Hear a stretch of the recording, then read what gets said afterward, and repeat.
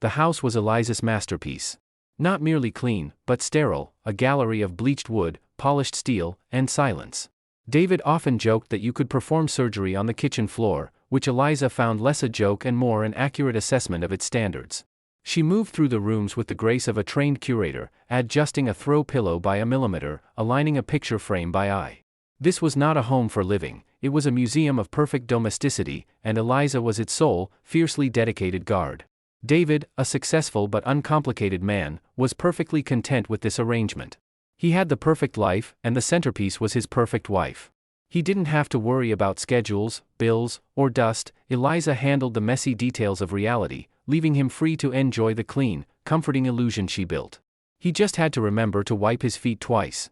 It was an accident of a spilled bottle of aged port that forced David into the newly renovated cellar. He was retrieving a mop when he saw it, a small, almost insignificant area of the light gray grout near the utility sink. A stain. Not the maroon of the port, but a peculiar, deep rust color. It was absorbed deep, like a stubborn bruise. "Eliza, come look at this," he called up, his voice echoing in the dead air. She appeared at the top of the stairs, her expression instantly shifting from a polite smile to one of focused concern. She glided down, knelt by the spot without dirtying her perfect white trousers, and touched the area gingerly. "Oh, that old thing," she said, her voice immediately disarming. "I tried everything. It was a vintage spice, a special paprika I bought for that Moroccan lamb. You know how those stubborn earthy colors can be. I couldn't get it out. Don't worry, I'll order a sealant patch for it." She looked up at him, her eyes wide and placid. Her perfect, calm competence instantly smoothed the rough edges of his suspicion. A stain of paprika. Of course. How silly of him to think otherwise. But as he turned away, he couldn't shake the image of the stain. It was the color of dried blood. Eliza's quest for perfection began to consume a new area of their domestic life, their diet. She declared that the local butcher was simply unacceptable and the supermarket meat was tainted. "If we are to maintain optimum health, David, we must ensure our proteins are perfectly sourced," she announced one evening. Her new obsession centered on proper butchering and preparation of proteins. She started buying meat by the side from a distant, isolated slaughterhouse she found online. The delivery was always handled with strict privacy. David would wake sometimes to the low thump of a heavy package hitting the back step, always after midnight. By morning, the new freezer in the garage would be fully stocked, organized, and spotless. Eliza would spend hours in the kitchen, not cooking, but preparing.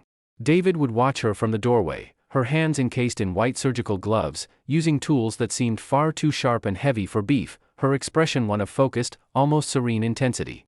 He remembered one night, finding her wiping down the stainless steel hood, her cheeks flushed, the air thick with an oddly metallic scent. She looked like an artist finishing a particularly vigorous piece. The tools and the dream journal. The shed was where David kept his own messy imperfections, old too. Lawn chemicals, and general clutter. He went out one afternoon to find his hedge clippers and stumbled over a lockbox, tucked beneath a stack of garden pots. It wasn't his. The key was on Eliza's houseplant keychain, disguised as a novelty charm. Inside, nestled in dark velvet, was a set of specialized, heavy-duty knives. They were unnaturally polished, their edges gleaming, and they lacked the practical wear of kitchen implements. They looked ceremonial, designed for meticulous separation, not slicing. He touched the chillingly cool steel, and a primitive shiver ran down his spine. Eliza returned just as he was locking it up. "Oh, my hobby tools," she said, without surprise, taking the box from him. "They're custom. Essential for French boning, you know. And very expensive. That's why I keep them locked away, David. I wouldn't want you to accidentally dull them on a piece of wire." Her explanation was perfect. Yet, that night, David woke up cold, the memory of the polished steel sharper than any nightmare. He sensed Eliza watching him from the edge of the bed. He opened his eyes, she was gone, but the impression of her unreadable, moonlit face lingered. He searched her bedside table and found it, a small, leather-bound book he'd never seen. It wasn't a diary. It was filled entirely with meticulous color swatches of red. They were arranged by hue, intensity, and texture, labeled in Eliza's elegant, precise handwriting. Vein crimson, deep, cool blue-red. Post-mortem maroon, thick, near black. The life hue, vibrant, slick, and disturbing. It wasn't a journal. It was a palette. And David finally knew the sickening truth: his perfect wife wasn't obsessed with cleaning a house. She was obsessed with finding the perfect red to paint it. Descent into paranoia. 1. The missing animal. The silence was the first sign of rot. Barnaby, their golden retriever, the last source of genuine, untainted joy in the house, was gone. David found Eliza in the laundry room, sorting whites with her usual surgical precision. He was shaking, the empty loop of Barnaby's leash dangling from his hand. "Eliza, he's not in the yard. He's not anywhere." The gate was latched. Eliza paused, her hands resting calmly on a crisp linen towel. Her sympathy was perfect, practiced. "Oh, David. It must be coyotes. You know how bold they are getting. We'll put up 'lost dog' signs, of course, but you must be rational."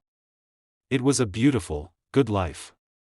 Her rationality was a steel door slamming shut on his grief. But the true horror came an hour later, in the backyard. Behind the gazebo, in the spot where Barnaby used to dig his happy, chaotic holes, was a patch of earth the color of bleached ash.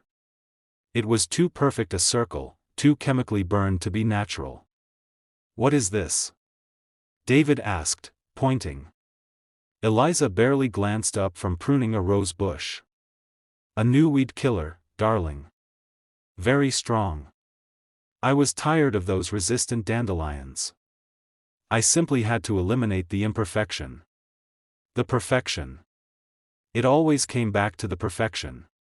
David stared at the ash-white earth, an area suddenly and aggressively cleansed of life, and thought, she didn't lose him. She scrubbed him. The metallic scent was subtle, a low, copper whisper that only appeared after 2 a.m., always emanating from the reinforced cellar door. It smelled less like rust and more like a vast, cold abattoir. David started setting his alarm for 1:45 a.m. He would creep down the stairs, pressing his ear to the cold stone floor near the entryway. Eliza was down there now. He heard no music, no dropped tools. Only a faint, repeated shhk sound, like a brush against a canvas, followed by low, rhythmic breathing. It was not a sound of pain, or even labor, but of transcendental focus. It was the sound of a devotee at an altar, fulfilling a monstrous, domestic prayer. The noises would continue for an hour, followed by the clinking of bottles and the sound of heavy scrubbing. Eliza, the perfect housewife, cleaning up the mess of her ritual so that not a single trace marred the morning. David returned to bed, his heart hammering against his ribs, not from fear of a ghost, but from terror of the woman sleeping soundly beside him. Like, subscribe and comment for part 2 of the story.